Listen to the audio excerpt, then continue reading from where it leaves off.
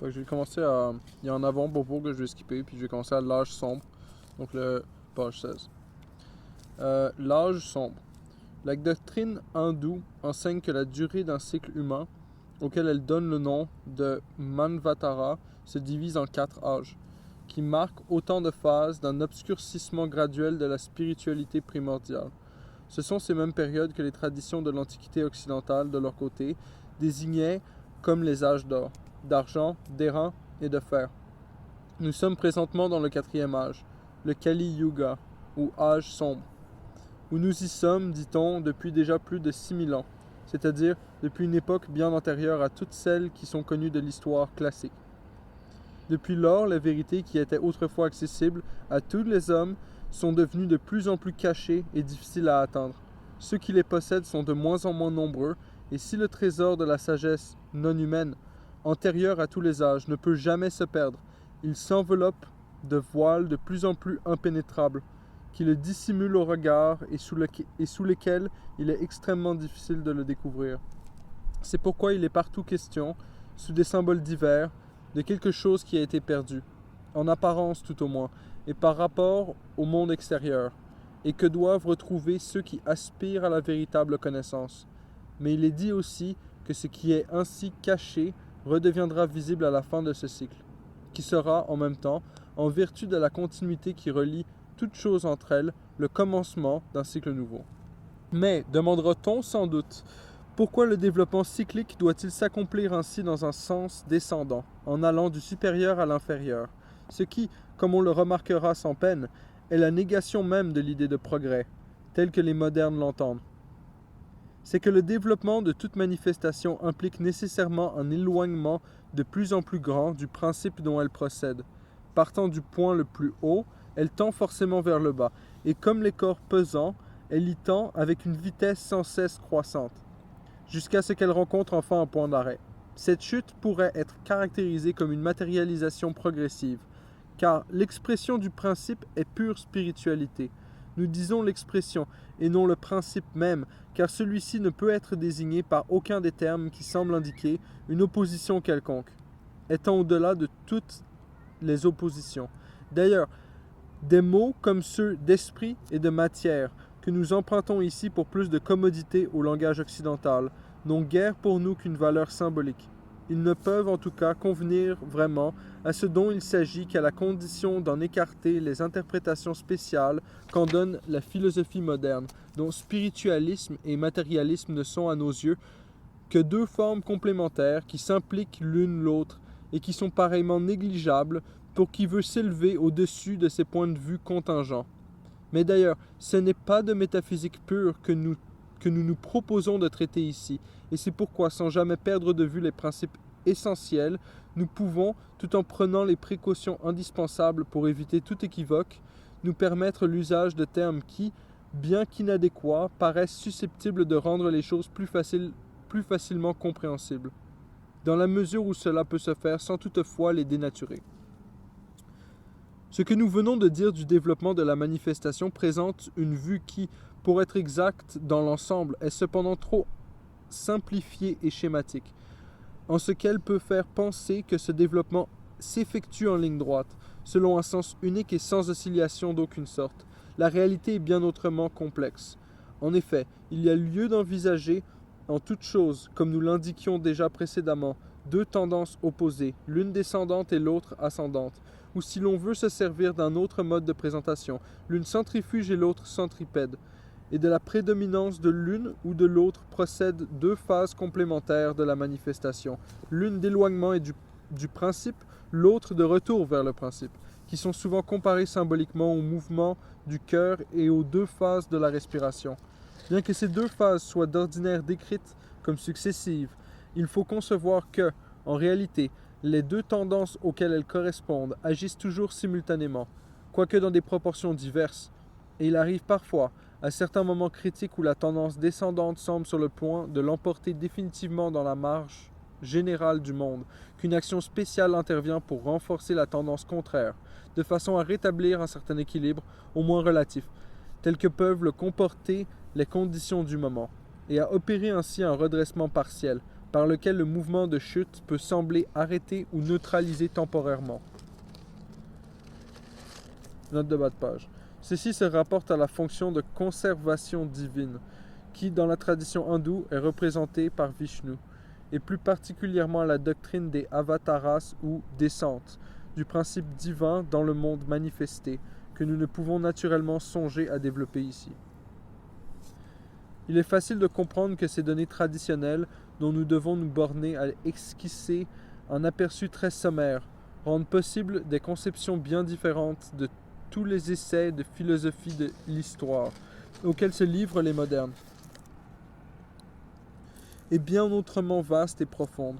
Mais nous ne songeons point pour le moment à remonter aux origines du cycle présent, ni même plus simplement au début du Kali Yuga. Nos intentions ne se rapportent d'une façon directe, tout au moins qu'à un domaine beaucoup plus limité, aux dernières phases de ce même Kali Yuga. On peut, en effet, à l'intérieur de chacune des grandes périodes dont nous avons parlé, distinguer encore différentes phases secondaires qui en constituent autant de subdivisions. Et chaque partie étant en quelque façon analogue au tout, ces subdivisions produisent, pour ainsi dire, sur une échelle plus réduite, la marche générale du grand cycle dans lequel elles s'intègrent. Mais là encore, une recherche complète des modalités d'application de cette loi aux divers cas particuliers nous entraînerait bien au-delà du cadre que nous nous sommes tracés pour cette étude. Nous mentionnerons seulement pour terminer ces considérations préliminaires quelques-unes des dernières époques particulièrement critiques qu'a traversé l'humanité, celles qui rentrent dans la période que l'on a coutume d'appeler historique, parce qu'elle est effectivement la seule qui soit vraiment accessible à l'histoire ordinaire ou profane. Et cela nous conduira tout naturellement à ce qui doit faire l'objet propre de notre étude, puisque la dernière de ces époques critiques n'est autre que celle qui constitue ce qu'on nomme les temps modernes. Il est en fait assez étrange qu'on semble n'avoir jamais remarqué, comme il mérite de l'être, c'est que la période proprement historique, au sens que nous venons d'indiquer, remonte exactement au VIe siècle avant l'ère chrétienne. Comme s'il y avait là dans le temps une barrière qu'il n'est pas possible de franchir à l'aide des moyens d'investigation dont disposent les chercheurs ordinaires. À partir de cette époque, en effet, on possède partout une chronologie assez précise et bien établie.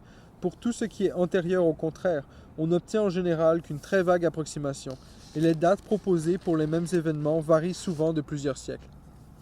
Même pour les pays où l'on n'a plus que de simples vestiges épars, comme l'Égypte par exemple, cela est très frappant.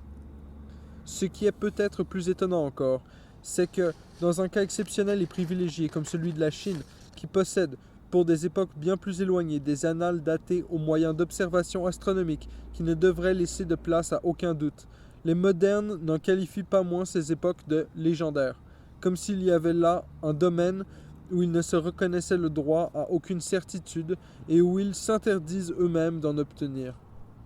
L'Antiquité dite classique n'est donc à vrai dire qu'une antiquité toute relative, et même beaucoup plus proche des temps modernes que de la véritable Antiquité, puisqu'elle ne remonte même pas à la moitié du Kali Yuga, dont la durée n'est elle-même, suivant la doctrine hindoue, que la 10e partie de celle du Manvantara.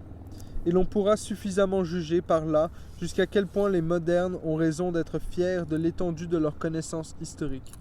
Tout cela répondrait-il sans doute encore pour se justifier, ce ne sont que des périodes légendaires. Et c'est pourquoi ils estiment n'avoir pas à en tenir compte. Mais cette réponse n'est précisément que l'aveu de leur ignorance, et d'une incompréhension qui peut seule expliquer leur dédain de la tradition.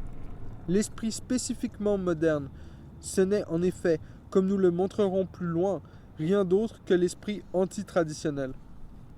Au VIe siècle avant l'ère chrétienne, il se produisit, quelle qu'en ait été la cause, des changements considérables chez presque tous les peuples.